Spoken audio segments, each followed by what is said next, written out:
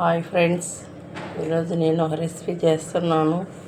నేను డాబా స్టైల్లో గుత్తి వంకాయ కర్రీ చేస్తున్నాను. చూడండి, నేను వంకాయలు మంచి లేత వంకాయలుగా తీసుకున్నాను. చూడండి, నీళ్ళల్లో వేస్తున్నాను, ఉప్పు నీళ్ళల్లో. అలాగా చూడండి, పచ్చి కొబ్బరి, గసగసాలు, నువ్వులు, జీలకర్ర,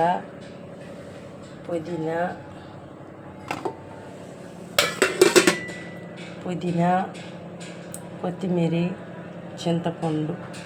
ఇది ఎలా చేయాలో ఒక్కొక్కటిగా నేను ఒక్కొక్కటిగా వేసి చూపిస్తాను ఫ్రెండ్స్. పచ్చి కొబ్బరి వేస్తున్నాం. పచ్చి కొబ్బరి వేసుకుంటే టేస్ట్ బాగుంటుంది.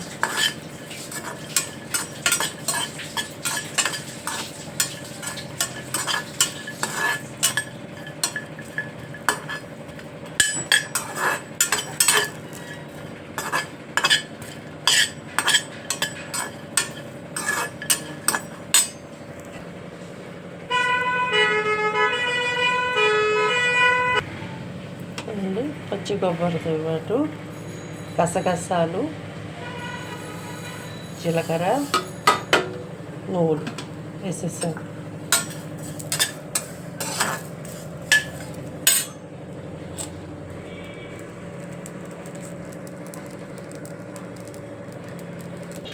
నాలుగు పచ్చళ్ళు కోసుకోవాలా గుత్తి వంకాయకి, అప్పుడు బాగుంటుంది. పొలవ పెద్ద దెబ్బ వచ్చినా కానీ మనం ఇలాగా కట్ చేసుకోవచ్చు.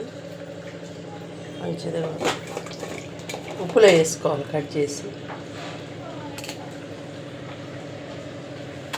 పుచ్చికాయలు కాకుండా మంచి కాయలుగా వేసుకోవాలి. కొంచెం గుత్తి వంకాయ కూరకి కొంచెం ఆయిల్ ఎక్కువ పడుతుంది. నేను కొంచెం ఆయిల్ ఎక్కువ వేసాను, నాకు ఆయిల్ కాగింది. ఇదో నేను పుదీనాకి వేస్తున్నాను. ఫస్ట్ పుదీనాకి వేసాను.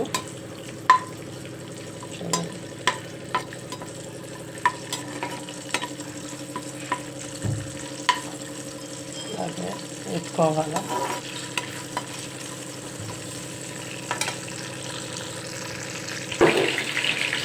పుదీనా నేను కట్ చేసి పెట్టుకున్నాను. చూడండి, బాగుంటుంది వేస్తే.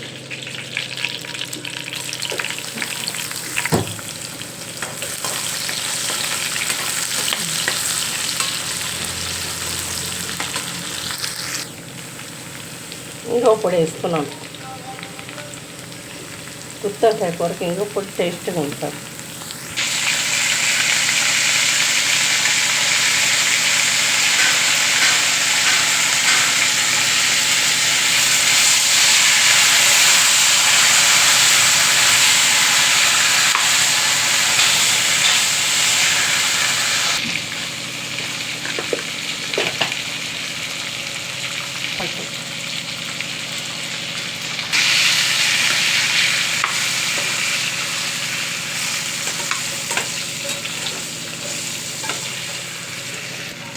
కరివేపాకు,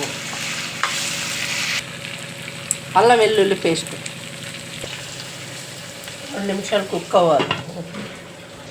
వచ్చేసుకున్నాను.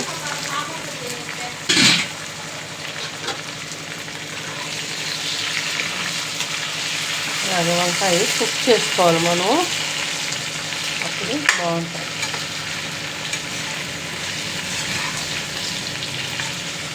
చూడండి, టమాటా, చింతపండు మిక్సీకి వేసుకున్నాను, వేసేస్తున్నాను.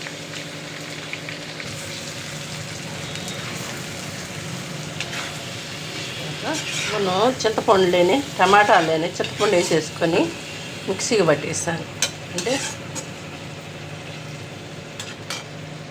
కారపొడి వేసుకుంటున్నాను.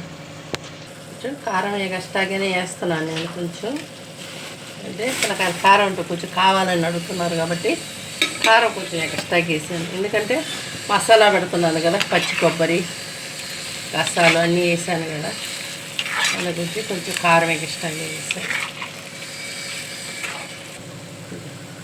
పేస్ట్ వేసేస్తున్నాను నేను.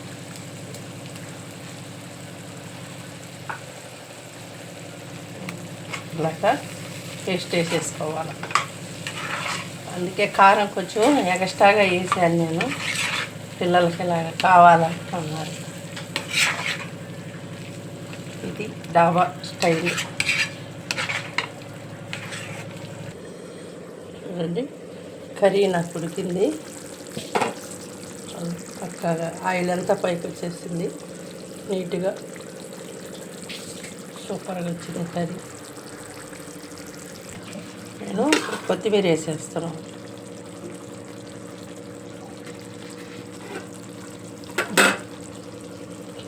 చూడండి, వంకాయ కూడా నాకు నీట్గా ఉడికిపోయింది. వంకాయ